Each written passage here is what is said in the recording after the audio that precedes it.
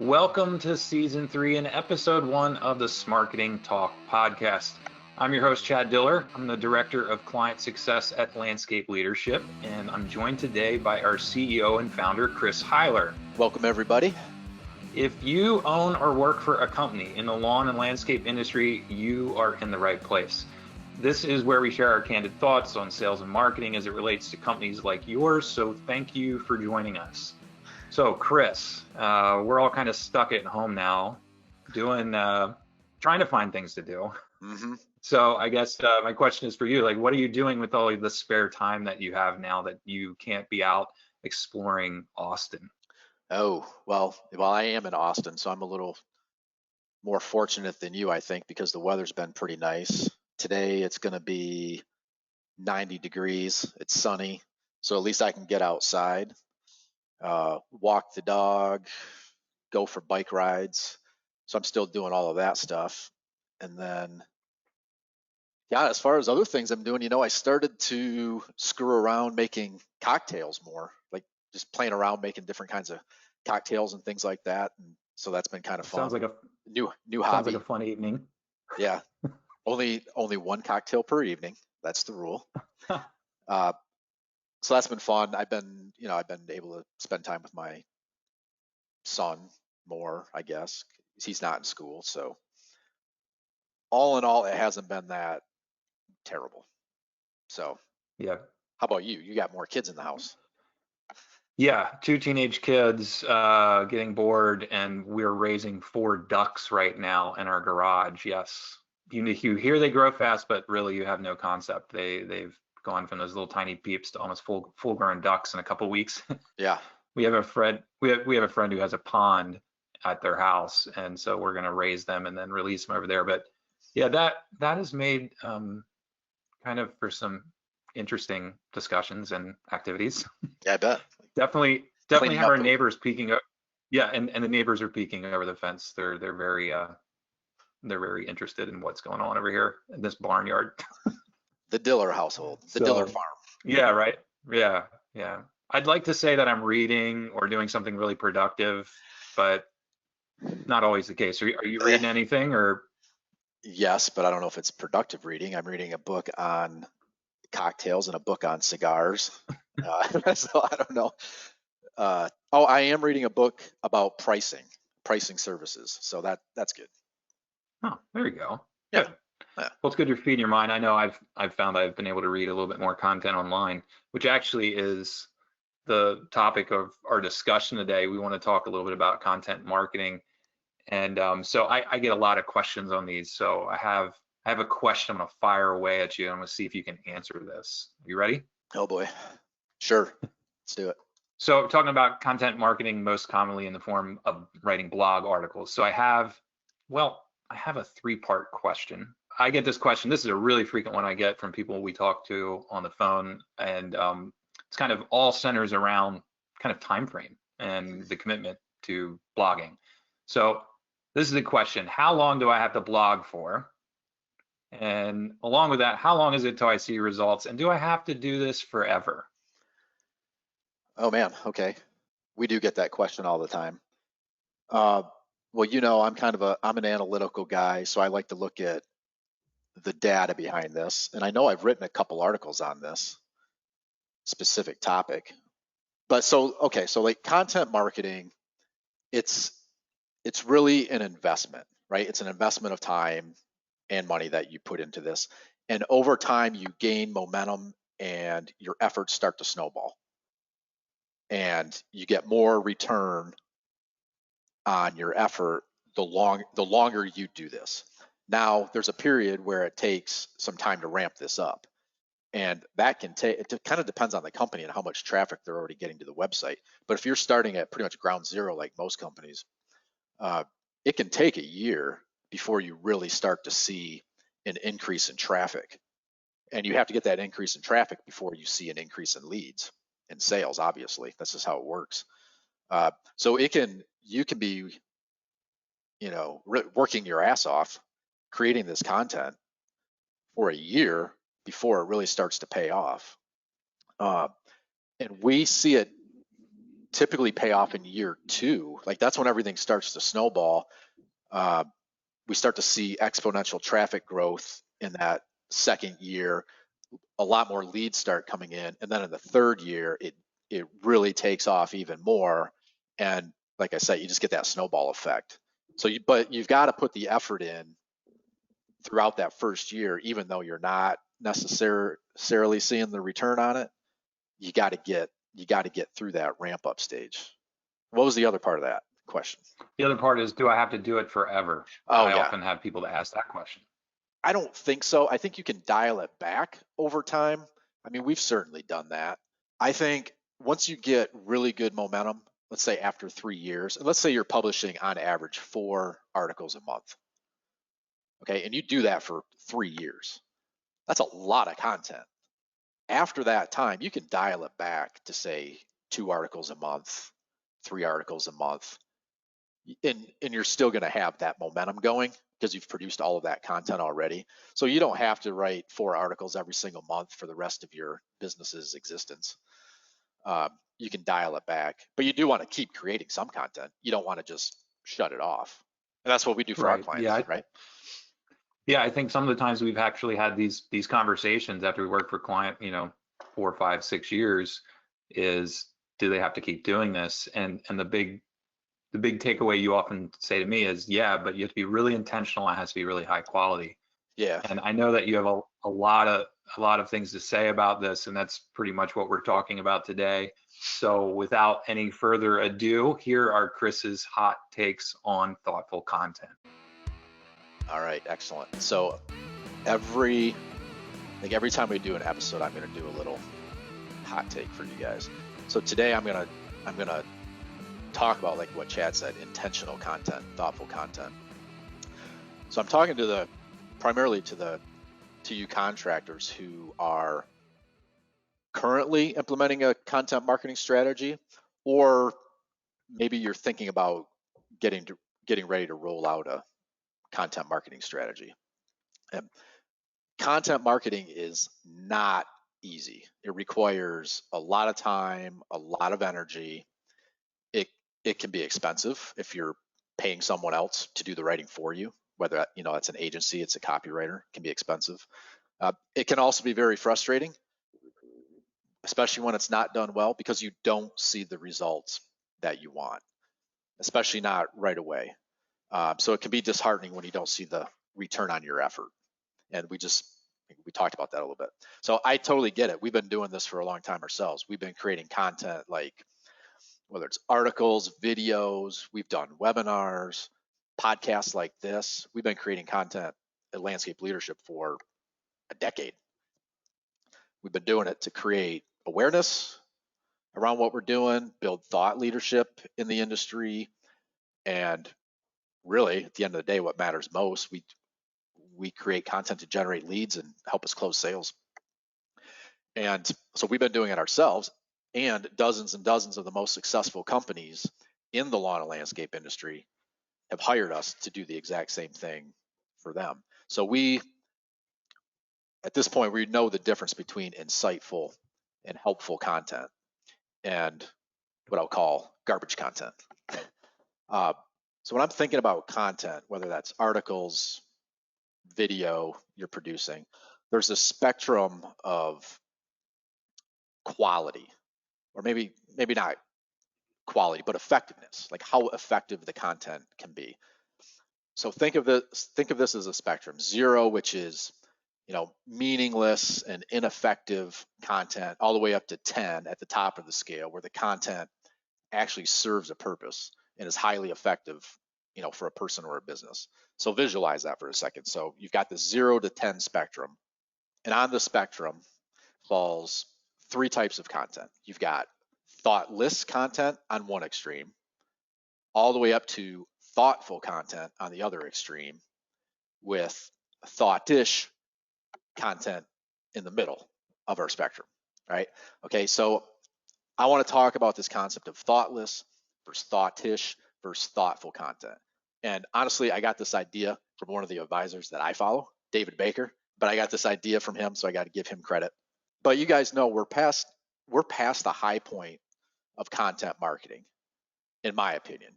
Like when content was created simply for the sake of creating content. We're hopefully past that by now. You all heard the phrase content is king, right? Sure, content, when it's used the right way, it can be really useful in your marketing and sales efforts, but really it's insight is what matters most. That's what's most valuable, is real insight. And as David Baker wrote, we need less content and more insight. And I totally agree with that. So let's go back to this content spectrum for a second and start with thoughtless content.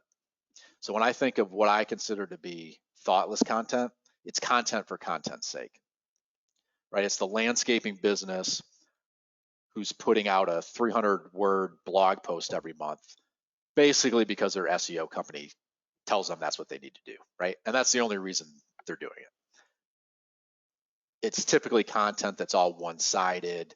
It's all about the company. It's full of hyperbole. It's usually very boastful content. It's pretty much, it's hot air, and there's not a lot of credibility behind it.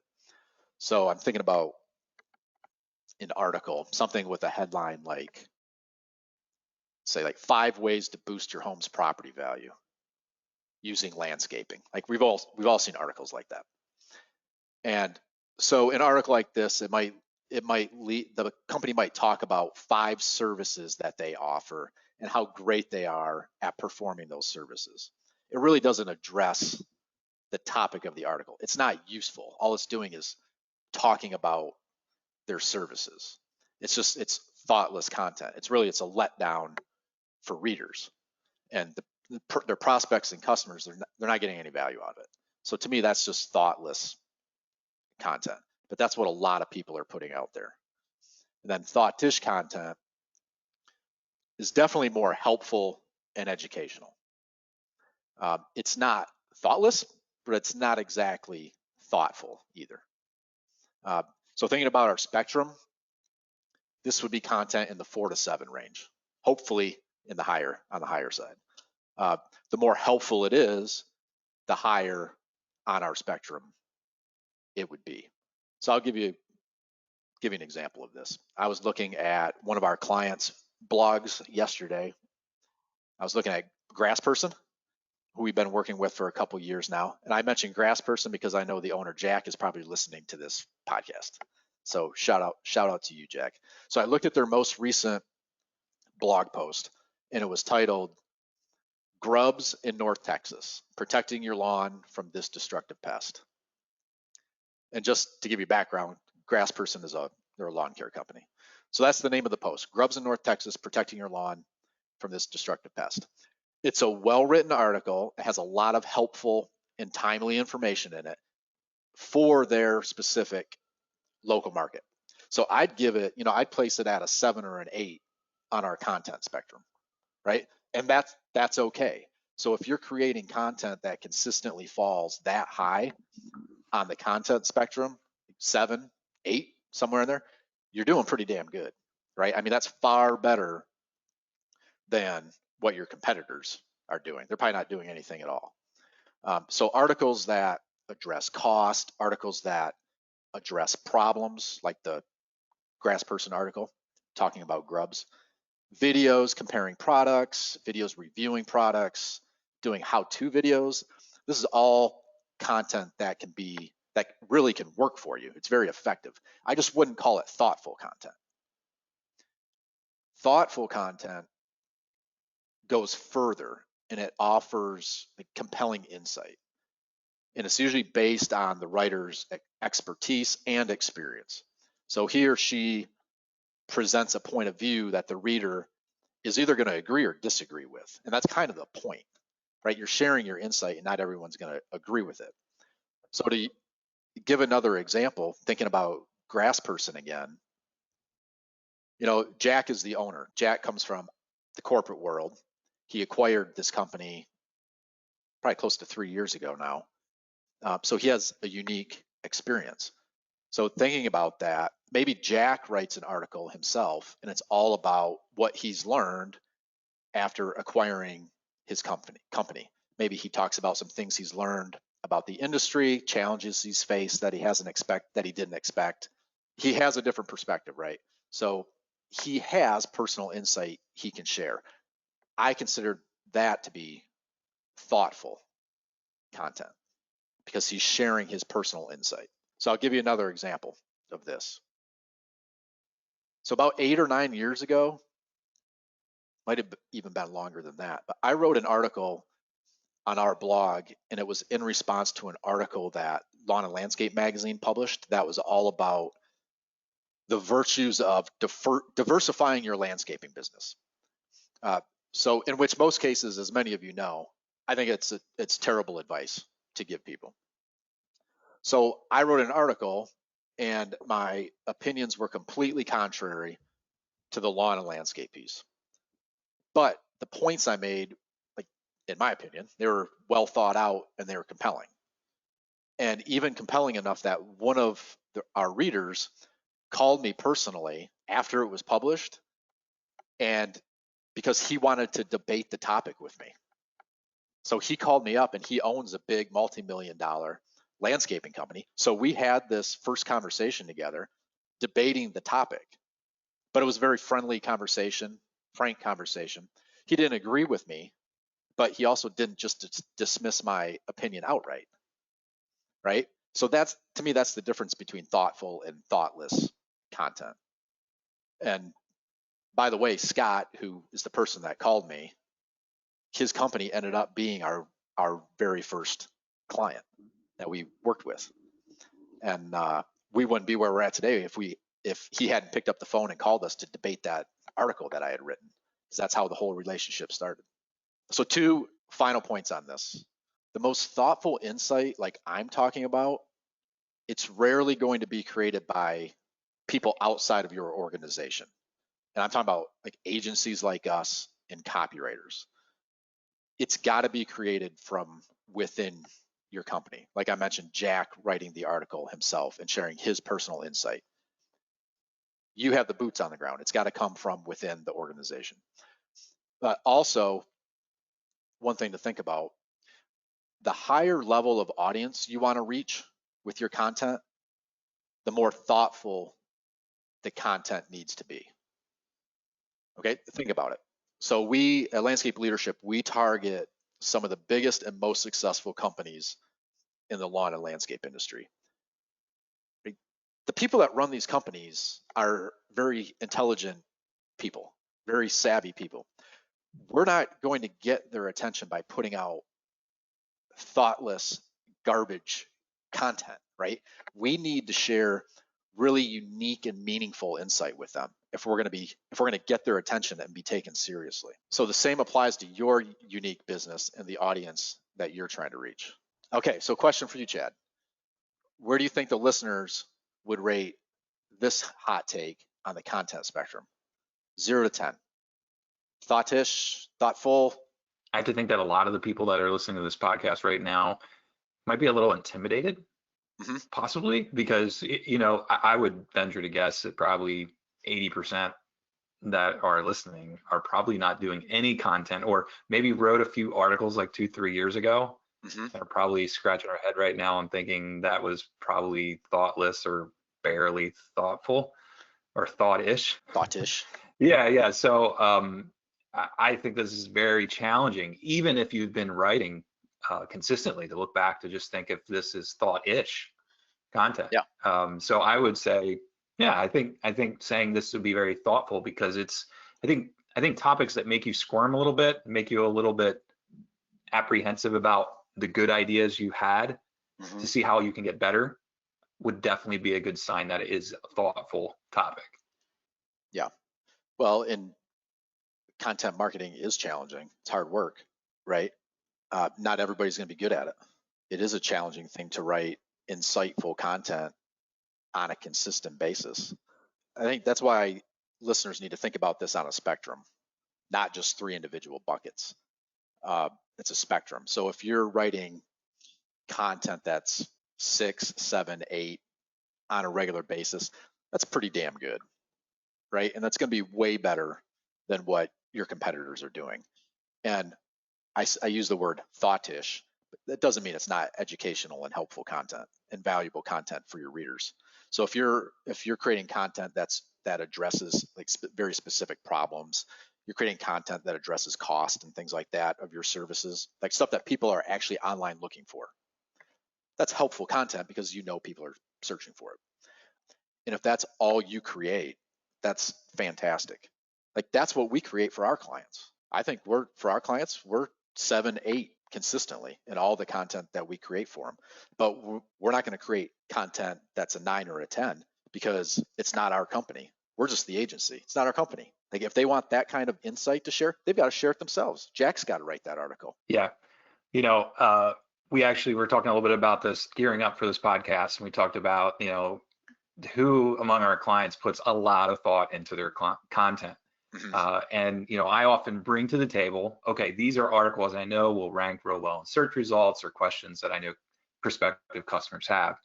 But some of our clients have a lot to say and want to be very involved in the process. They put a lot of thoughtfulness into the topics we create. And one of those clients that I wanted to interview is Christian Berzins from Kingstown Lawn and Landscape. And one of the things that just kind of happened to come up on one of our regular calls as we were talking about, okay, what are the topics over the next 3 months, was Christian mentioned to me that they do something really unique there. They're using the content we're writing to attract prospective customers for other purposes. So I have an interview I'm going to share here with you. Before we do that, just to set it up and tell you a little bit about them. Kingstown is a company that Christian started with a partner back right out of high school, and then took it over, and it's him and his wife run the company.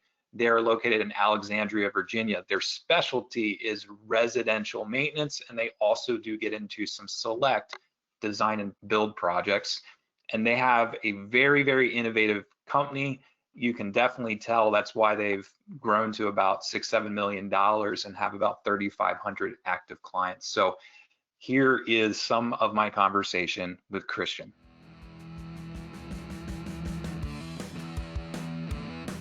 So I have, well, one of my friends and actually a client on the phone today, Christian Berzins from Kingstown Lawn and Landscape. And we're going to talk a little bit today about content marketing. What's going on, Christian? Hey, Chad. Thanks for having me, man. Sure. I appreciate you taking a few minutes out of your busy day to help me out with this.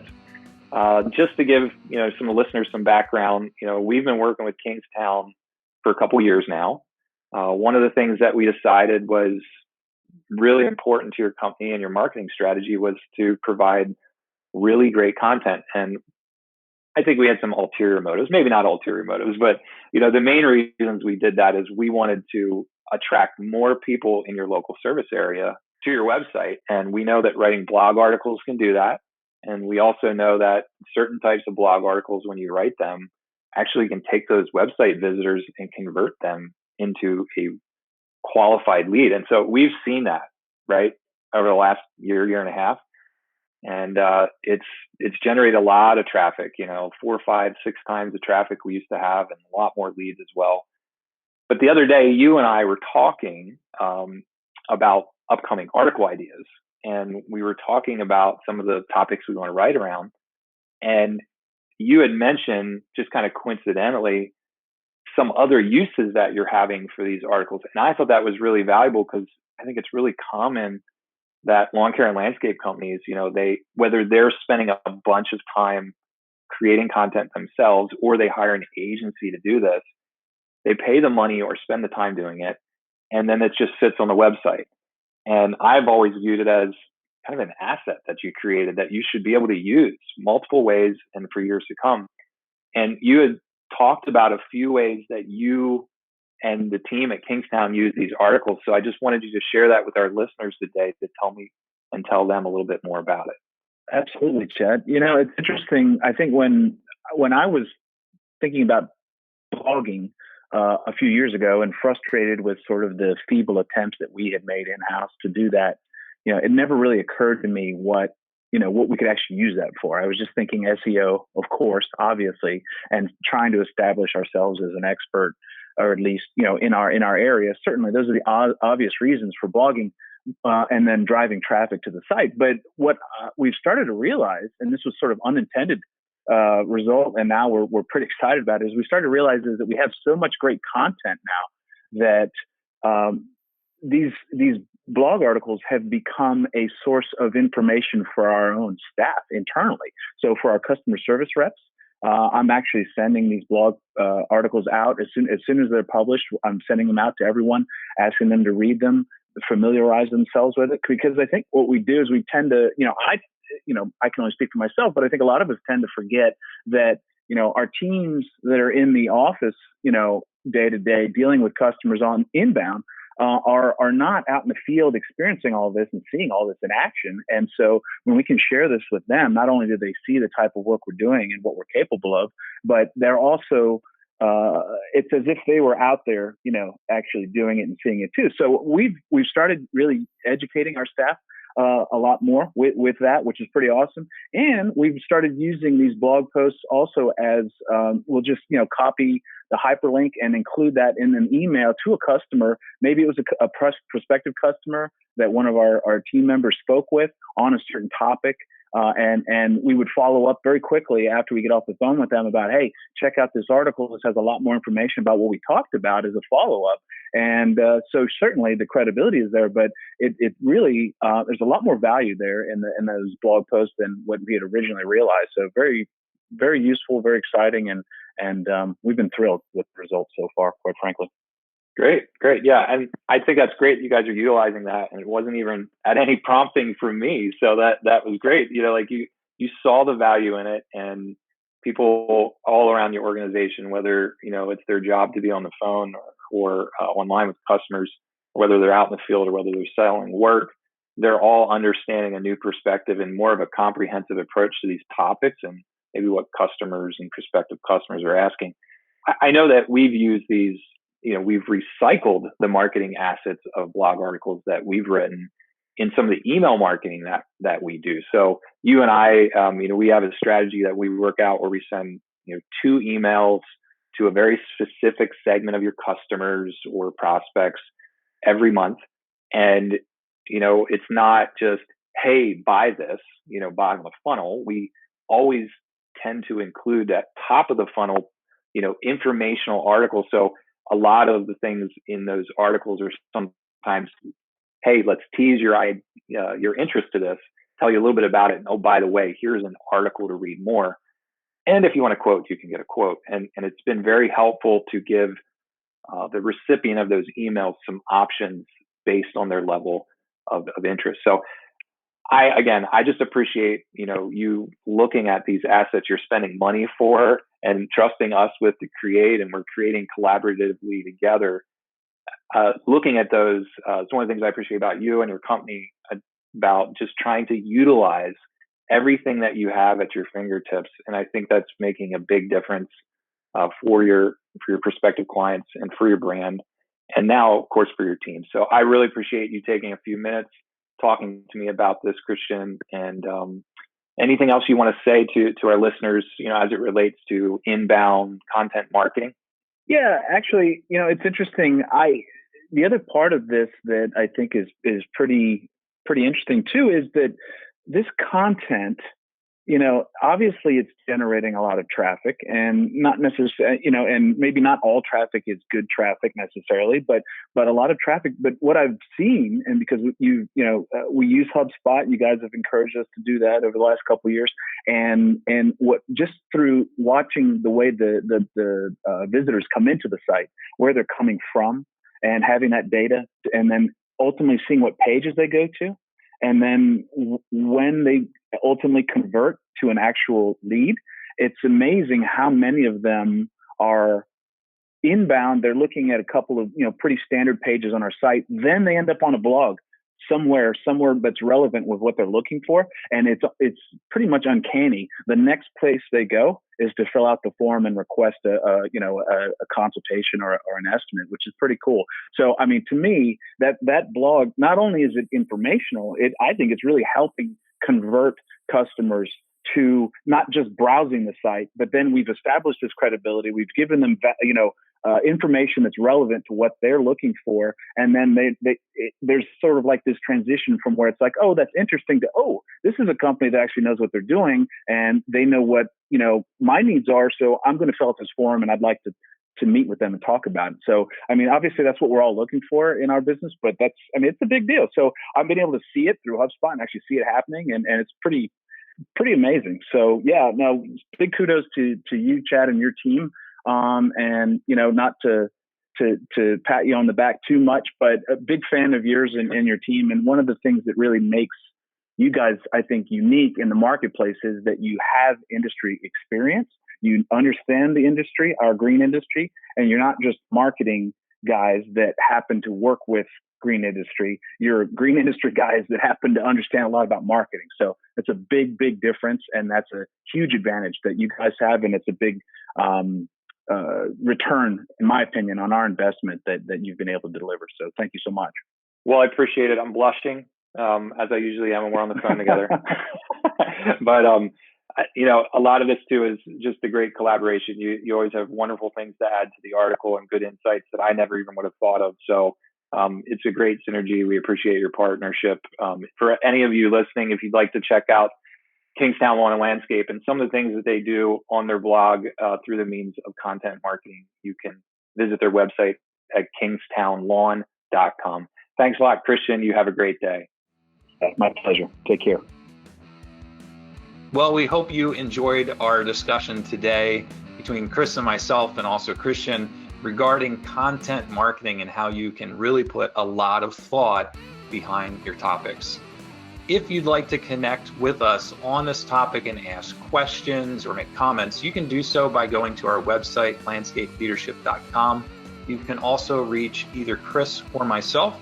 Chris's email is chris.heiler, Heiler, at landscapeleadership.com. And mine is chad.diller, Diller, at landscapeleadership.com. You can also feel free to connect with us on social media. We're most active on LinkedIn. So stay tuned. We are going to be producing podcasts 2 times a month. Stay tuned later this month for another great installment of the Smarketing Talk podcast. If you enjoyed this, please forward it to an industry colleague or peer. Thank you so much for your attention and listening. Have a really great day.